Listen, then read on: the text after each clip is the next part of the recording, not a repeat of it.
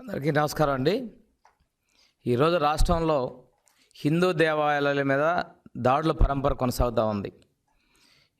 వరుసగా జరుగుతున్న దాడుల్లో ఈరోజు మా కొండేపు నియోజకవర్గంలో సింగరాయకొండ మండలంలోని పాత సింగరాయకొండ గ్రామంలో ప్రాచీన కాలమైనటువంటి దక్షిణ సింహాచలంగా పిలువబడేటువంటి శ్రీ వరాహ లక్ష్మీ నరసింహస్వామి దేవాలయానికి వెళ్ళేటువంటి ముఖద్వారం దగ్గర స్వామివారి హస్తాన్ని, అదేవిధంగా గరుత్మంతుడికి సంబంధించినటువంటి చేతుల్ని, అక్షరాలని ధ్వంసం చేయడం ఉదయాన్నే స్థానికులు గుర్తించారు.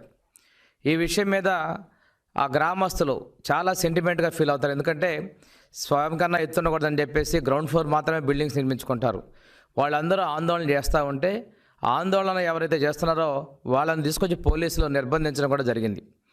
పోలీసులు అదేవిధంగా టెంపుల్కి సంబంధించిన ఎగ్జిక్యూటివ్ ఆఫీసర్, తహసీల్దార్లు కూడాను ఇది ఎప్పుడో 2-3 నెలల క్రితం జరిగింది, దీన్ని ఎవరికి ఆపాదించదని చెప్పి వాళ్ళు చెప్తా ఉన్నారు. నేను వాళ్ళని ఒకటే అడుగుతా ఉన్నాను, ఆ భక్తుల మనోభావాలను గౌరవించాల్సినటువంటి బాధ్యత అధికారులందరికీ ఉంది. ఈ రోజున ఈ విధ్వంసం జరిగిన సందర్భంగా మీరు ఎలాగా గతంలో జరిగిందని చెప్పేసి నిర్ధారణ చేస్తారు?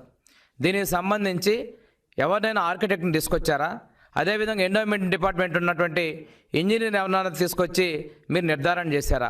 ఇవేమీ చేయకుండా మీరు అధిక పార్టీకి, ప్రభుత్వానికి అనుకూలంగా ఇటువంటి తప్పు నిర్ణయాలు తీసుకోవడం మంచిది కాదని నేను చెప్తా ఉన్నాను. ఈరోజు విరిగినటువంటి చేతులు తుప్పు పట్టిపోయినాయి, అది ఊడిపోయినాయని మీరు చెప్తా ఉన్నారు. ఉంటుంటే ఇటువంటి ప్రమాదం ముంచుకొస్తుందని చెప్పేసి మీరు ఎందుకు వీటిని రికార్డ్ చేయలేదని అడుగుతా ఉన్నాం. అదేవిధంగా ఆలయ ఈవో మీద కూడా ఒత్తిడి తీసుకొచ్చి 2 నెలల క్రితం జరిగిందని చెప్తా ఉన్నారు. అటువంటి పరిస్థితి వచ్చినట్టయితే మీ ఆలయంలో ఉన్న రికార్డులో వీటిని ఎందుకు నమోదు చేయలేదు? వీటికి సంబంధించి మీ ఉన్నతాధికారులకు ఎటువంటి ఉత్తరాలు కూడా మీరు ప్రతిపాదన పంపించలేదు. పలానాటువంటి విగ్రహాలు ధ్వంసమైనవి, ఆ ధ్వంసమైన విగ్రహాలని మేము రిపేర్ చేయాలనేటువంటి ప్రతిపాదనలు కూడా మీరు పంపకుండా భక్తుల మనోభావాల్ని మీరు అగౌరవపరిచే విధంగా ప్రవర్తిస్తూ ఉన్నారు. ఆ గ్రామంలో మౌలాలి అనేటువంటి యాదవ సామాజిక వర్గం చెందినటువంటి వ్యక్తిని పోలీస్ స్టేషన్లో నిర్బంధించారు. ఇది తప్పుడు ప్రచారాలు చేస్తున్నారని చెప్పేసి మీరు అంటూ ఉన్నారు. నేను ఒకటే అడుగుతా ఉన్నాను, ఆ వ్యక్తి ఏదైనా మీడియాలో చెప్పాడా? ఏదైనా వాట్సాప్లో షేర్ చేశారా? ఎవరితోనైనా సంభాషిస్తున్న విషయాన్ని మీరు చూసారా?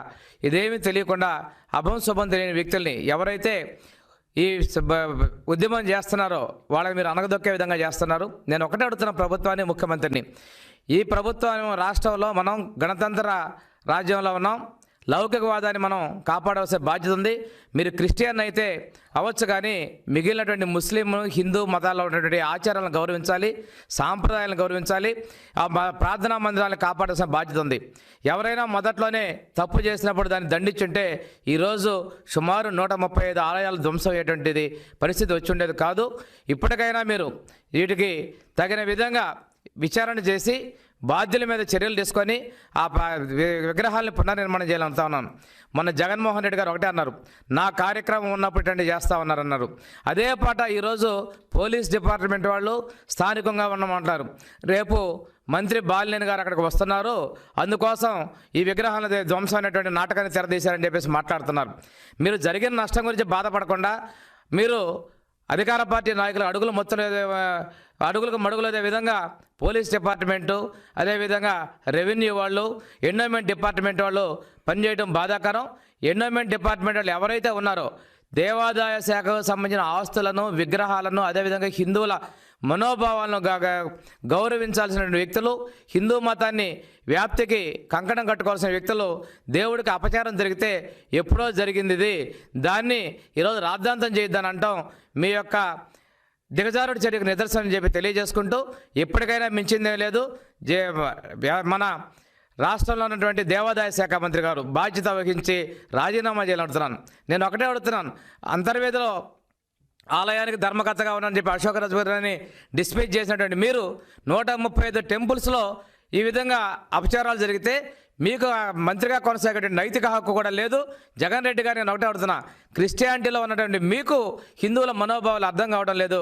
దయచేసి ఆ మంత్రిని కూడా మీరు బర్తరఫ్ చేయాల్సిన అవసరం ఉందని చెప్పి తెలియజేస్తూ, ఈ పాత సింగరాయకొండలోని వరాహ లక్ష్మీ నరసింహస్వామి ఆలయంలోని దేవతా మూర్తులకు జరిగినటువంటి విగ్రహాల ధ్వంసాన్ని పూర్తిగా విచారణ జరిపించాలి, సిబిఐ విచారణ జరిపించి దోషుల్ని శిక్షించాలి. అదేవిధంగా ఏదైతే విరిగిపోయినటువంటి అవయవాలను తిరిగి పునరుద్ధరణ చేయాలని చెప్పేసి నేను కోరుకుంటూ సెలవు తీసుకుంటున్నాను.